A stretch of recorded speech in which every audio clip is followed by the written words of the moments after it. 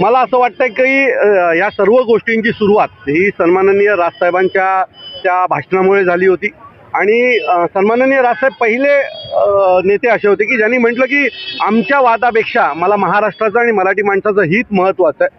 तो याची सुरुवात आम्ही केलेली आहे. आता जर तुम्हाला असं वाटत असेल की आमच्याकडनं अशी कुठली पावलं उचलली जावत असेल तर उद्धव साहेबांकडे सन्माननीय राजसाहेबांचा मोबाईल नंबर आहे, त्यांनी कॉल करावा आणि प्रस्ताव द्यावा. आम्ही तयारच आहोत. मराठी माणसासाठी महाराष्ट्राच्या हितासाठी आम्ही कुठलंही पाऊल उचलायला तयार आहोत. आम्ही एक पाऊल पुढे टाकलेलं आहे, तुम्ही पण तुमचं एक पाऊल पुढे टाका. रोज सकाळी मीडियावर येऊन बोलण्यापेक्षा आदित्य साहेब 2-3 वेळा मीडियावर या गोष्टीत बोललेले आहेत.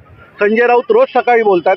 त्याला एक सोपा पर्याय आहे जो मगाशी आमच्या अमित साहेबांनी दिलेला आहे. तो सोपा पर्याय असा आहे की उद्धव साहेबांकडे सन्माननीय राजसाहेबांचा नंबर आहे.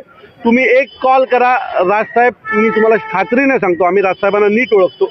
राजसाहेब 100 कॉल करतील. पहिला कॉल तर येऊ द्या. तुम्ही जे सतत मीडियावर बोलताय ते प्रत्यक्षात पण उतरू द्या ना, की फक्त लोकांसमोर दाखवण्याचं काम करताय तुम्ही की आम्ही तर करतोय, त्यांचा पाठिंबा नाही. कारण 2014चा आणि 2017चा जो आमचा अनुभव आहे तो वाईट आहे. त्यावेळेला देखील असा उद्धव साहेबांचा एक कॉल आला आणि साहेबांना म्हटले की मला फसवलं, आपण एकत्र येऊया. राजसाहेबांनी मोठं मन दाखवलं आणि लगेच हो म्हटलं.